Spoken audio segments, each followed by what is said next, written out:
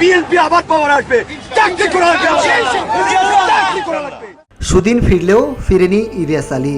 BNP আবারও ক্ষমতায় আসবে, নিজের দলকে নিয়ে এভাবেই আত্মবিশ্বাসী থাকতেন 13 বছর আগে গুম হওয়া বিএনপির তৎকালীন সাংগঠনিক সম্পাদক এবং সিলেট 2 আসনের সাবেক সংসদ সদস্য এম ইলিয়াস আলী।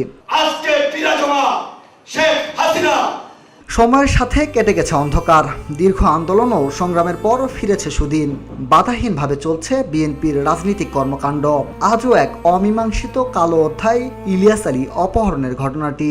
আন্দোলনের মাধ্যমে তোমাকে ক্ষমতাচ্যুত করে 2012 সালের 17 এপ্রিলে হোটেল ইন্টারকন্টিনেন্টাল থেকে বাড়ি ফেরার পথে রাজধানীর বনানীর 2 নম্বর সড়ক থেকে নিজস্ব গাড়ি চালক আনসার আলী সহ রহস্যজনকভাবে নিখোঁজ হন ইলিয়াস আলী।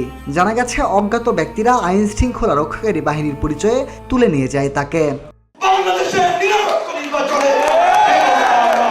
ইলিয়াস আলী নিখোঁজের খবর ছড়িয়ে পড়ার পর তার নিজ জেলা সিলেট সহ উত্তপ্ত হয়ে ওঠে সারা দেশ। 2012 সালের 18 এপ্রিল থেকে সারা দেশে 5 দিন ও সিলেটে 6 দিন হরতাল পালিত হয়। গঠন করা হয় ইলিয়াস মুক্তি সংগ্রাম পরিষদ। সারা দেশে ছড়িয়ে পড়ে সহিংসতা।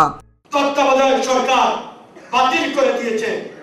ইলিয়াস আলীর জন্মস্থল সিলেটের বিশ্বনাথে ইলিয়াস আলীকে খুঁজে বের করার দাবিতে আন্দোলনে পুলিশ, আওয়ামী লীগ ও জনতার ত্রিমুখী লড়াইয়ে গুলিতে মারা যায় অনেকে। বসুন্ধরা, উত্তরা, বনশ্রী, কুড়িল ও বাড্ডা সহ রাজধানীর বিভিন্ন স্থানে অভিজাত ও অত্যাধুনিক মানের ফ্ল্যাট কেনার এক নির্ভরযোগ্য প্রতিষ্ঠান প্লেজেন্ট প্রপার্টিজ লিমিটেড। তাই আপনার স্বপ্নের আবাসনের জন্য আজই যোগাযোগ করুন।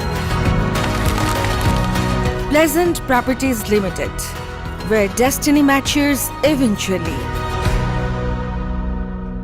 গত 5 আগস্ট শেখ হাসিনা পতনের পর আয়নাঘর থেকে বেরিয়ে আসতে শুরু করে বিভিন্ন সময় গুম হওয়া রাজনৈতিক দলের নেতাকর্মীরা। সে সময় ধারণা করা হয়েছিল আওয়ামী লীগ সরকারের আয়নাঘরে হয়তো পাওয়া যাবে ইলিয়াস আলীকেও, কিন্তু এরপরও খোঁজ মিলেনি ইলিয়াস আলীর।